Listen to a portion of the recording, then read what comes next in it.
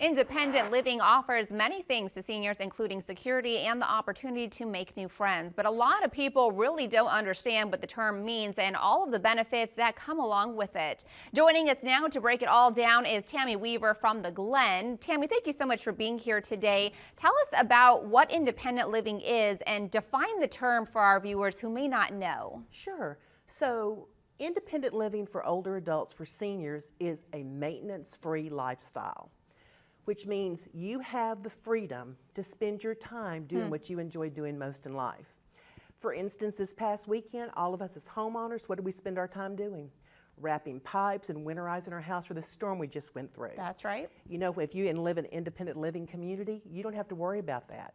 You just keep on enjoying life and doing what you enjoy most. Can you talk to us a little bit, Tammy, about the differences between independent living and maybe like a nursing home?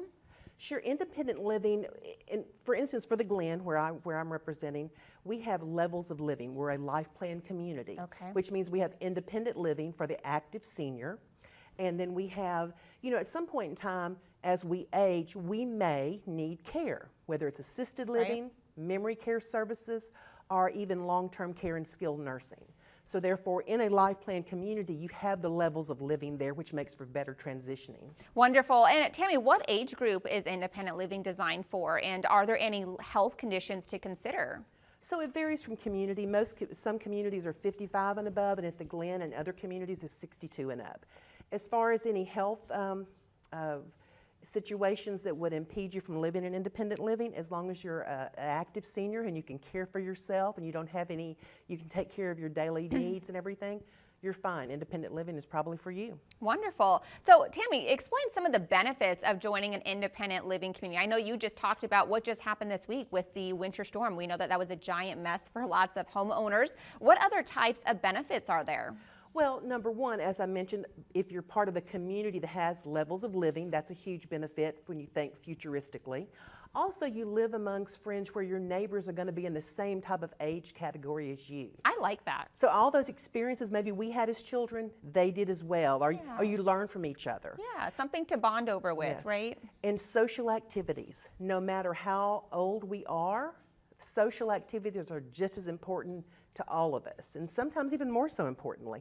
So lots of opportunities for a varied social calendar and group activities with transportation if you're going off campus, and lots of activities brought on campus as well.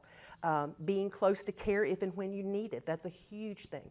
Having a culinary team that's there 365 days a year. So you may have liked to cook in the past, but you may say, I've cooked for years, I don't want to do it. And that's one of the things you'd look for, is a place where you have lots of dining opportunities so you don't have to cook different options and stuff like Yes. that. I feel like I like that already. So when looking for an independent living community, what are some specific things that people should be looking for? What should they be thinking of? One thing I recommend is when you call and schedule a personal tour, your time with your sales consultant to see the community and learn about all the different options, is when you walk in, notice the grounds. Is it well kept? Does it look like it's cared for, the way you'd want your home to look? You want to, you know, when I said make sure you schedule around when you schedule your tour, schedule it and let the person you know you schedule with, you'd like to have lunch so you can try out the food, try the menu. Is the menu varied? What are the amenities? Is there housekeeping service, which is a great amenity in my book? Oh, yeah. I already mentioned the culinary team. Are they there 365 days a year for varied dining options, restaurant-style dining? Social aspect, right, yes. Tammy? Like if we learned anything through COVID as well, is that people being lonely was detrimental to people's mental health. And so just like you're talking about, being social even at an older age is vital. Yes. Is there a fitness program?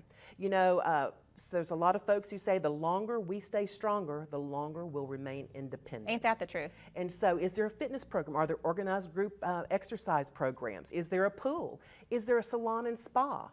You know, all those wellness components there. Perfect. And again, look for that varied social calendar. Tammy, as always, thank you so much for being here today and talking to us about independent living. I really appreciate you taking your time out of your day to talk to us and our community about this. Thank you, Priscilla. Of course.